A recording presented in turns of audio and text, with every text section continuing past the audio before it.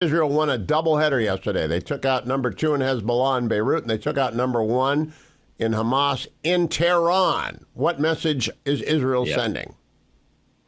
The first message is that it is systematically going after leaders of Hamas, the architects or the enablers of October 7th.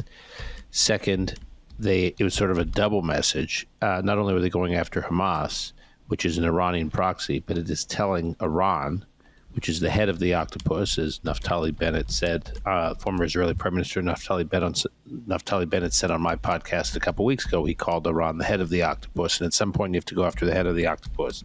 They could have gotten Hania, one of the leaders of Hamas, in numerous places. He travels all over the world. I think by choosing to get him in Iran, now it may have been opportunistic.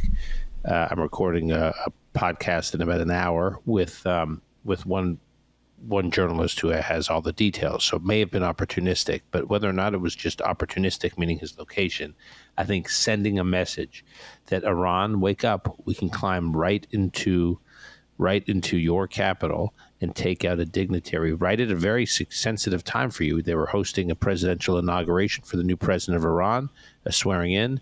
That's why Hania was there. A lot of other world leaders were there. God knows who else they could have taken out. There were like heads of a lot of countries allied with Iran and proxies allied with Iran, or proxies of Iran. And the fact that they took one out right inside Iran sends a message to Iran.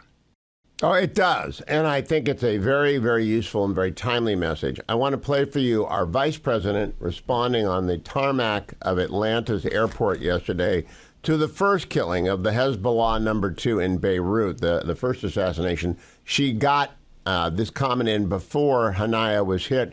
Let's listen to the vice president yesterday. I want to address what's happened over the last few hours in terms of the Middle East and be very clear. Israel has a right to defend itself, and I unequivocally support Israel's right to remain secure and to defend the security of Israel. What we know in particular is it has a right to defend itself against a terrorist organization, which is exactly what Hezbollah is. But all of that being said, we still must work on a diplomatic solution to end these attacks, and we will continue to do that work. All that being said, Dan Senor, does that undo everything she said before that? Yeah, first of all, I got to tell you, Hugh, it's preposterous for any leader to preface any comment about saying Israel has a right to defend itself. It's like a stunning statement of the obvious. Of course, Israel does anyone suggest that Israel doesn't have a? Would you say that about any other country? After 9/11, could you imagine leaders of other countries saying, "Look, the United States has a right to defend itself, but," and then the but. Whenever they say that, it's followed by a but. Whenever you have to preface something by stating the obvious, which is, of course, any civilized, democratic nation subjected to a multi-front war and tactics of barbarism and sexual assault as a tool of war and kidnapping. And I mean, just to say Israel has a right to defend itself, really? Okay. Like that's just it. They're empty words. It means nothing to state the obvious. You would never say that about another country. We call that filler. In my business, Dan, we call that filler. If we've come up a minute late because we've messed something up, I always have an ad on standby that I can read. Her filler was up to the end, but we need a diplomatic solution because they do not want a wider war, and I don't think they can prevent a wider war. Do you? Because Israel has got to stop Hezbollah. They lost another civilian yesterday.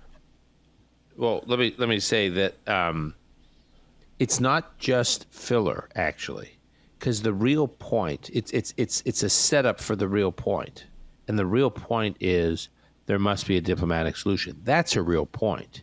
So the Israel has a right to defend itself is the tee up for the big point, and to say there must be a diplomatic solution, that would be wonderful. Why does that have anything to do with Israel? Right? Israel is subjected, a war is launched against Israel. Israel is fighting a defensive war, which is now a multi-front war. If you think there should be a diplomatic solution to this, go tell Hamas, go tell Hezbollah, go tell Iran, go tell the Houthis. Why is that a message directed at Israel? Israel really needs to be told there needs to be a diplomatic solution. Israel, that has taken more risks for peace than any country that one could think of in modern times, gave up the Sinai, a piece of territory that's 3 times the size of Israel, to have a long-term peace treaty with Egypt. Israel that has a peace treaty with Jordan. Israel that worked very intensely to get the Abraham Accords done with some of the Gulf countries. I mean, Israel needs to be lectured about a diplomatic solution. There's nothing Israelis want more than peace and quiet. The problem is they have enemies that want to wipe them off the map. Let's get to the nut of this, Dan. Benjamin Netanyahu came to the United States. He was snubbed by Kamala Harris. He had a meeting with Joe Biden in which a prime minister who's used to dealing with heads of state and heads of government for 17 years took his measure and probably has concluded that Joe Biden really is not in control of things. Then he met with Kamala Harris and got a snub there after she snubbed him at Congress. I think he went back to Israel firm in his belief that there's no help coming from America unless Donald Trump wins. And he's going to do what he needs to do in the next 8 months. They're now into the summer recess. There's no way Netanyahu isn't prime minister of Israel for at least 8 months. Am I right about that? Correct. Yeah. The recess, the Knesset, or the parliamentary recess, goes through the end of October. The government can't fall during that time because parties can't withdraw from the government during that time. So there's virtually no way for the government to fall. So that gets us to the end of October, which, oh, by the way, gets us to the 1-year anniversary, past the 1-year anniversary of October 7th. I met yesterday, parenthetically, with a few hostage family members, and they're already starting to prepare for the 1-year anniversary of their loved one still being held in a captivity, and how they're going to do that, and what their message is going to be to the world, which is horrifying to contemplate.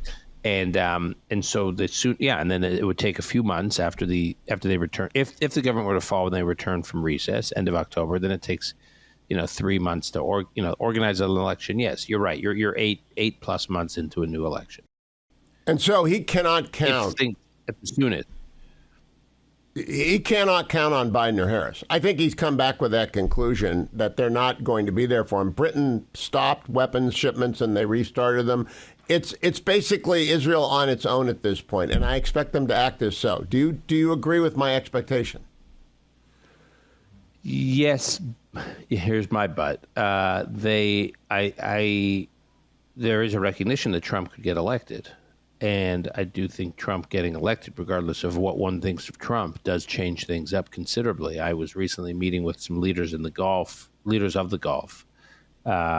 states, who are basically telling their intermediaries who are in the middle of the hostage negotiations, you better finalize this deal that's on the table. You better finalize it now. The leaders from Gulf states are telling Hamas. Why? Because there's a good chance Donald Trump's going to be elected the next president of the United States. And if he does, your world changes. So if you hope to get a reasonably good deal, your best shot at getting it is now. Because the administration has been as sort of neutral in these negotiations as you could hope for. B, they're distracted, and C, there's a good chance they're going to get replaced, and the person they get replaced by, you are not going to want to deal with. And not only will it be Donald Trump, they're telling Hamas you're unpredictable. Yeah, he's going to be bringing back with him a number of people who are known to be anti-terror hawks, pro-Israel hawks, and that administration is going to look completely different from this administration. Dan hosts the Call Me Back podcast, which if you're not listening to, you're way behind the curve. It's the absolute best coverage of the Israel-Iran war. Dan, what are American Jews and American supporters of Israel who are not Jews saying to you about this election? What I hear repeatedly is, from many of them, particularly the Jews, these tend to be more non-Orthodox Jews, so Reform Jews, conservative Jews, not highly religious or observant Jews, who voted for Hillary Clinton in 2016. They voted for Joe Biden in 2020. They voted pretty consistently Democrat in the respective midterms, 2018 and 2022, and they say, I can't believe I'm contemplating this, but I'm thinking about voting for Trump. They either say that, or they say, I just can't bring myself to vote for Trump or Harris, I think I'm going to have to stay home. Now, that's what I'm hearing. So what do I take away from that, Hugh? A lot of these people are concentrated. When I think about where they live, if they live in New York, it's interesting, maybe, but not that interesting. Obviously, they live in California, it's interesting, but for obviously same electoral college reasons, not that interesting. But when I hear people say that in Jewish communities, say in the suburbs of Philadelphia, interesting. Suburbs of Pittsburgh, when I hear interesting. Suburbs of Atlanta, big Jewish community, interesting. Arizona, I can go on and on and on. So I am hearing it in those places. So I think one of three things are going to happen. One, you are going to have Trump rack up more votes in the Jewish community than any Republican candidate president has had in a long time. Perhaps you can go all the way back to Reagan, who did the best with the Jewish community in modern times. That's one thing that could happen. Two, you could just get a drop off in turnout in some of these places, in some of these communities for Harris, for the Democrats. That would also be interesting. And I also think you could have a situation where people say, look, I can't bring myself to pull the lever for Trump, so I'll split the ticket. So I'll vote Harris and I'll vote Republican down ballot to hold a Harris administration accountable. So in a place like Pennsylvania, that could mean you could have some Harris, Dave McCormick voters. So I think one way or the other, I'm focused on the non-Orthodox Jews because I think most of the Orthodox Jews I know are going to vote for Trump. But among the non-Orthodox Jews, I think they're either voting for Trump or they're not voting for either, or they're splitting their ticket. And what do they think? I think we are seeing a break with the Democrats. What do they think they're going to get with Kamala Harris? We got about a minute till we come back, Dan. Well, what do they think? I'll tell you what they're worried about. It's what they're worried about, Hugh, is at best, her foreign policy is a blank slate, at best. But at worst, it's she's not terribly interested in it. It's not what she'd want to focus on. If she did decide to focus on it, she sees it as another political issue that needs to be managed, meaning a political issue within her political coalition to hold her political coalition together. Her political coalition, on balance, is quite hostile to Israel. And that's a world in which not only Tehran is on the rise, but so is Moscow and Beijing. And just go down the list. It's a dangerous world. I hear this more and more and more from Jews who say, look, I just think the world is really dangerous.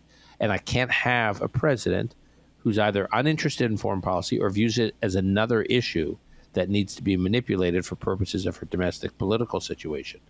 And that's what they fear they have with her. My last question for you, Dan. I want to give you enough time to talk about Josh Shapiro. I've been in politics since 1974. And I went to work for Richard Nixon in 1978 in the exile of Elba, and I learned how to do politics from Nixon, which is always to be ruthlessly objective. Don't listen to your heart. Just try and be ruthlessly objective. It's going to be a close election. The Democrats must win Pennsylvania. They must. They close early, 6:30, I believe, on the East Coast. If by 7 o'clock the Republicans have won Pennsylvania, the election is over. Democrats will be crushed across the land.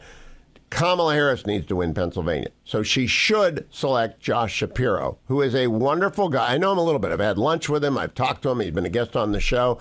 Very smart, very intelligent. He's been a guest on your show? Yeah. Oh, Josh is a very normal liberal Democrat. I get along with liberal Democrats. All my best friends are liberal Democrats. So I know, but that's good to hear. Okay, keep going. Yeah, he's very confident, like Pete Buttigieg. Yeah, no, I know. He's impressive. Yeah. So if Kamala Harris does not pick Josh Shapiro, what does that tell you about the party and about her? Look, I think I've heard from many Democrats, and some of them say the quiet part out loud.